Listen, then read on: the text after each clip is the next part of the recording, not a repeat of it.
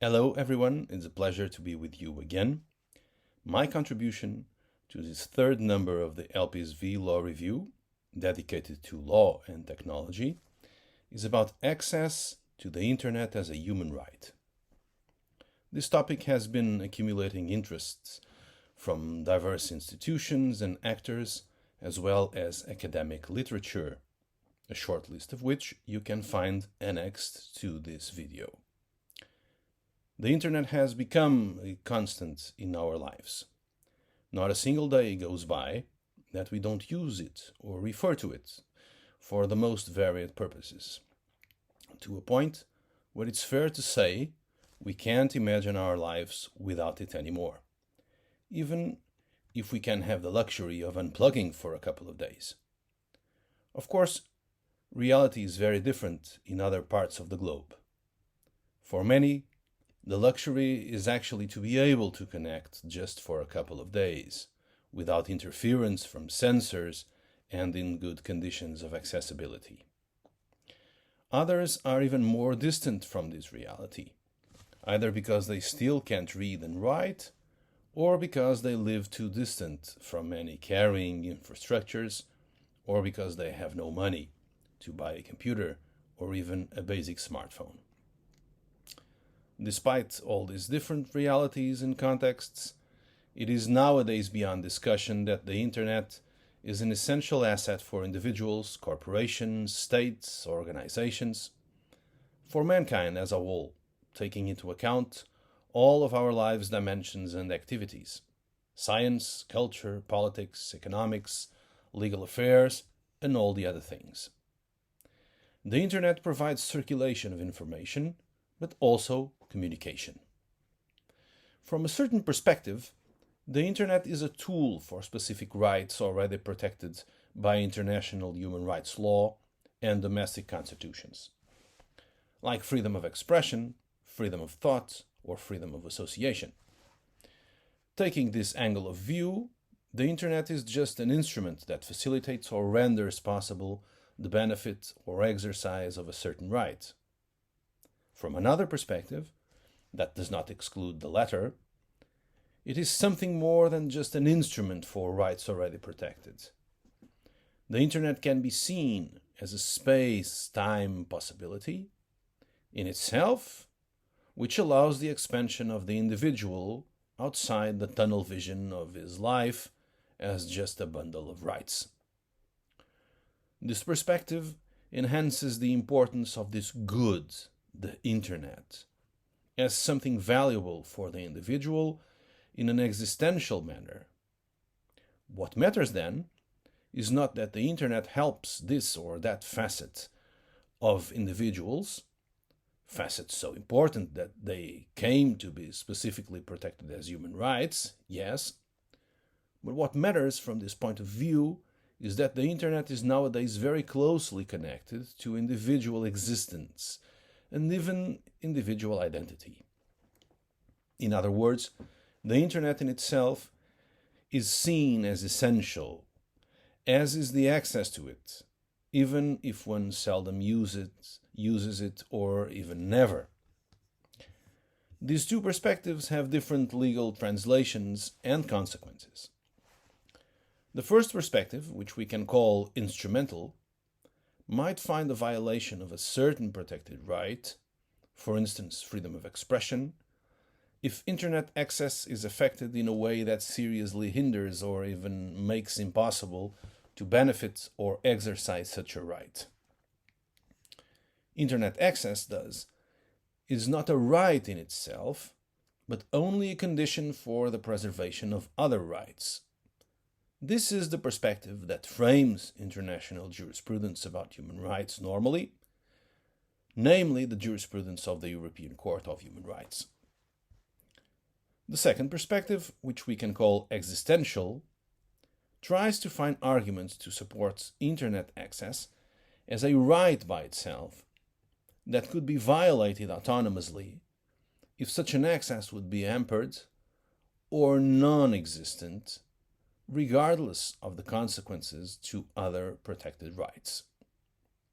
Now, while those other rights, for which Internet access is instrumental, exist as human rights expressly protected by several international legal instruments, like the European Convention on Human Rights.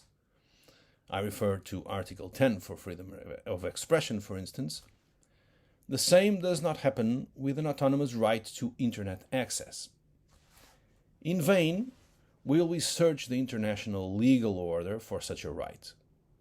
There is no international convention about it, nor is such a right given protection by any article in any general human rights convention, like the European Convention on Human Rights, the International Covenant on Civil and Political Rights, or the International Covenant on Economic, Social and Cultural Rights.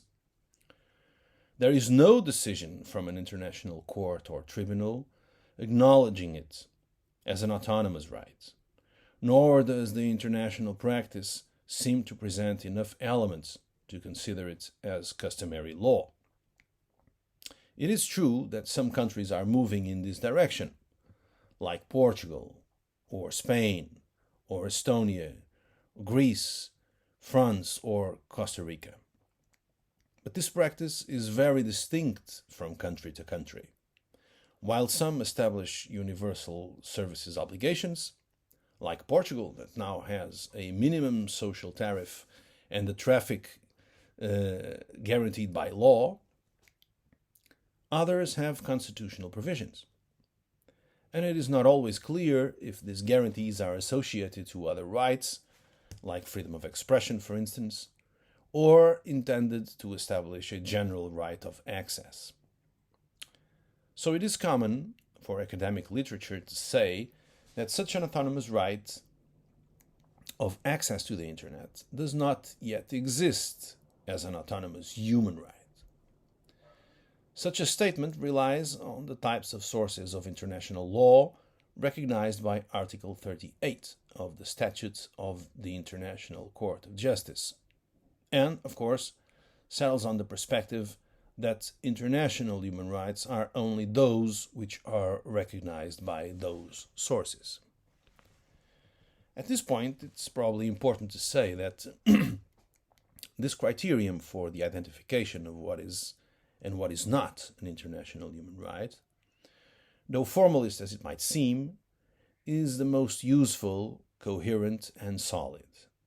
In fact, it could be very tempting to consider as human rights the most important goods for the individual in the context of human dignity. So, a substantial criterion. It certainly would favor the cause of Internet access. Nevertheless, such a substantial criterion is not compatible with the sources of law in international law, nor is it used as such by international courts or tribunals. Even so, this does not mean that such material considerations are irrelevant, as we will see. What is anyway access to the Internet? Of course, the discussion about the existence of such a right triggered the one around the concept itself of access to the Internet. What does it imply, for sure? Several contributions, also academic, point in the direction that it includes two different aspects: the connection itself and the online material, for instance, according to Kataman. So, going back to the first perspective, the instrumental one, those are the two dimensions that, for instance, the European Court of Human Rights worries about in its jurisprudence. This is not the time to analyze it extensively, but some leading cases should be mentioned, namely Yildirim against Turkey, Kalda against Estonia, and Yankovskis against Lithuania. These are all Article 10 cases, meaning cases about freedom of expression. In all these three cases, the court stresses that denial of access to the Internet can be considered a violation of Article 10 of the European Convention. Quoting Anne Peacock in her 2019 book, called Human Rights and the Digital Divide, the European Court of Human Rights recognition of the wide array of content accessible via an individual's website in Yildirim, or a prisoner's access to human rights case law in Calda, or access to educational websites in Jankowski's, points to a possible widening of the scope of content protected. Nevertheless, in a different case, the court makes clear it does not consider that denial of access to music websites engages Article 10 protections. Accordingly, guarantees to provide access to infrastructure and content will widen or remain narrow depending upon future interpretations of these concepts, and consequently will influence the extent to which the digital divide phenomenon could be protected by freedom of expression guarantees. End of quotation. In this context, which is the one of the instrumental perspective, it's very difficult to reach a general understanding on what access to the internet implies for the state. In fact, when access to the internet is not a right in and by itself, but only an instrument for other rights, its implications can vary from right to right. Access to the internet might not be the same for freedom of expression and for freedom of association, because the legal demands of and for each right are distinct, such as the possibilities for restrictions. On the other hand, human rights obligations are not single-dimensioned. On the contrary, each right projects itself in different kinds of state obligations, such as obligations of respect, protection, and implementation. The European Court of Human Rights has translated this international human rights law theoretical complex construction into the jurisprudential doctrine of negative and positive obligations for each right protected by the European Convention. But since access to the Internet is not seen as a right in and by itself, it's hard to use that doctrine in a coherent and beneficial way. Quoting Anna Peacock once more, distinctions between what the government is forbidden to do, negative obligation, and what actions a government must take, positive obligation, to fulfill freedom of expression online are not clear, and consequently limit possible protections to ensure access to the Internet until further clarification is achieved. End of quotation.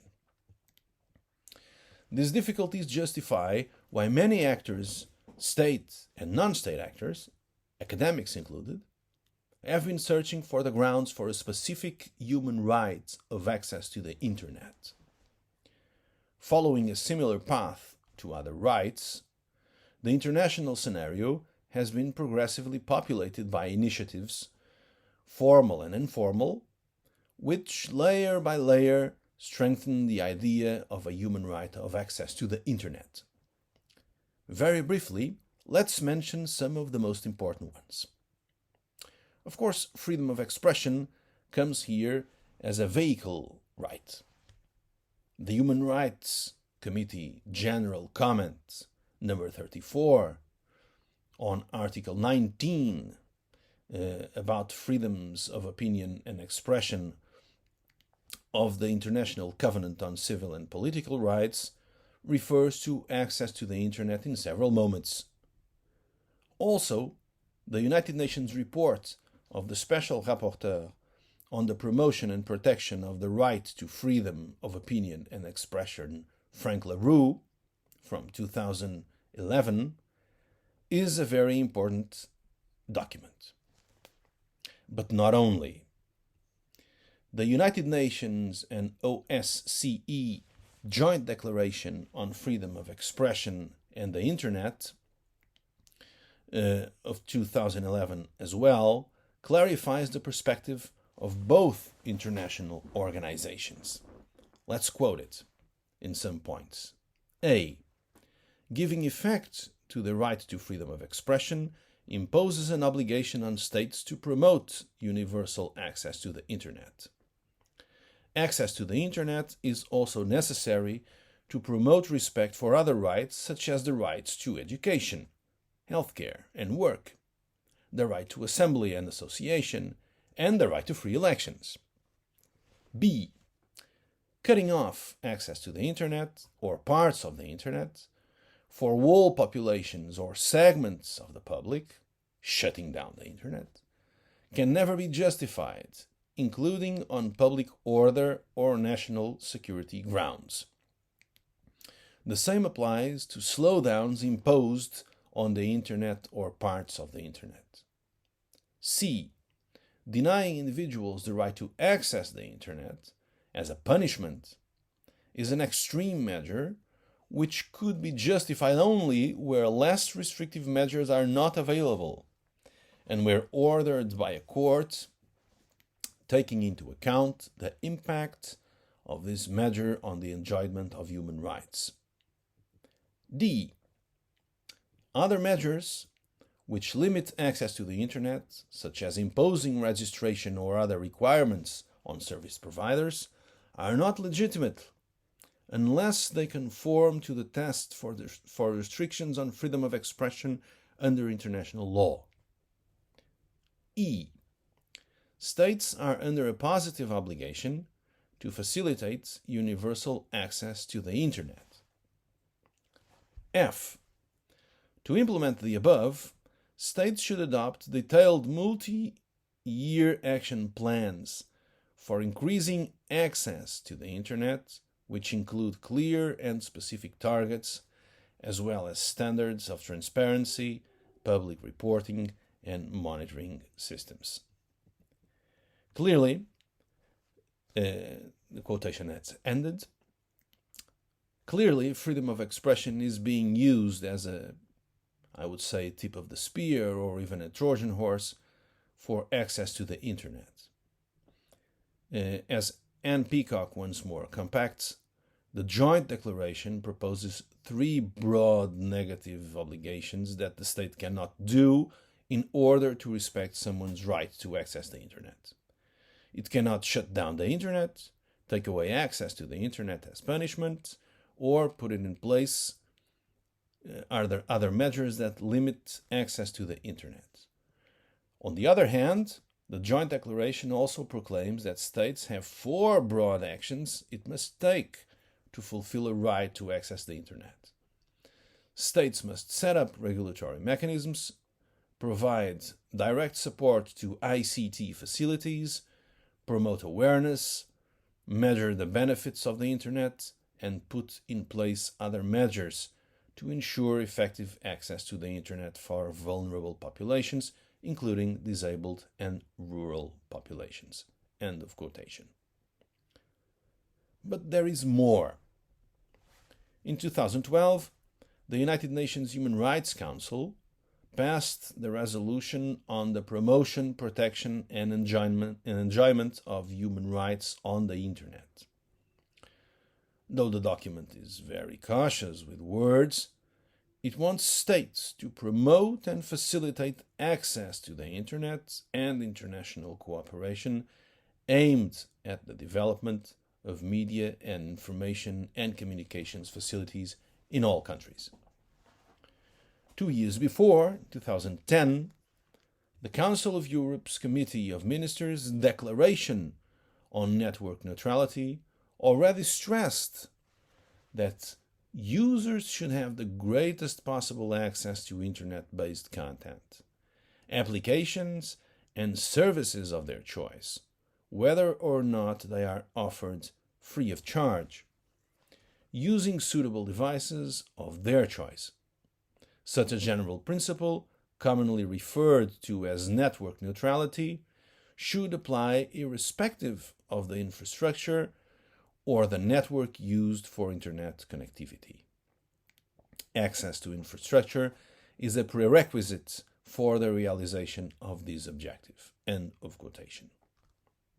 And in a 2012 report on the right to enjoy the benefits of scientific progress and its applications, United Nations Special Rapporteur in the field of cultural rights mentioned the close connection between freedom of expression guarantees and Article 15 of the International Covenant on Economic, Social and Cultural Rights guarantees regarding science and culture. Also, the Council of Europe's Parliamentary Assembly and the European Parliament have stressed that the right to Internet access also constitutes a guarantee of the right to access education. These documents show special concerns with less favored groups, like rural populations, but also with specific material areas, like general access to government-held information to the public. All of these examples show a favorable environment towards the creation of a specific right to access to the Internet. Here, creation means the eventual preparation of an international convention on the matter or an additional protocol to existent human rights conventions.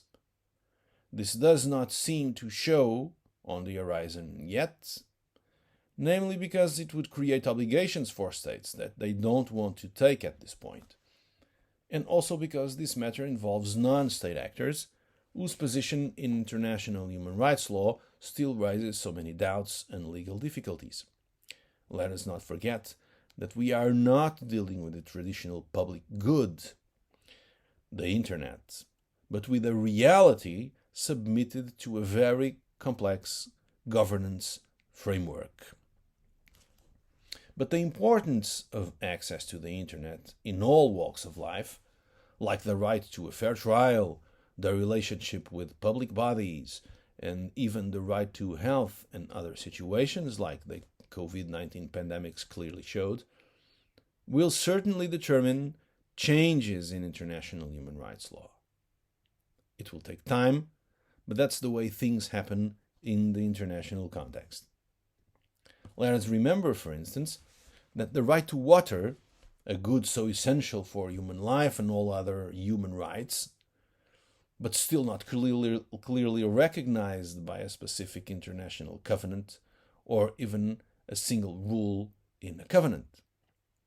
Nevertheless, it is recognized as a right by international bodies and even jurisprudence.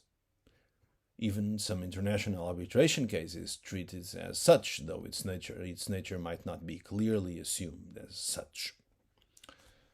The path that access to the Internet is making doesn't seem very different from the one that the right to water champions.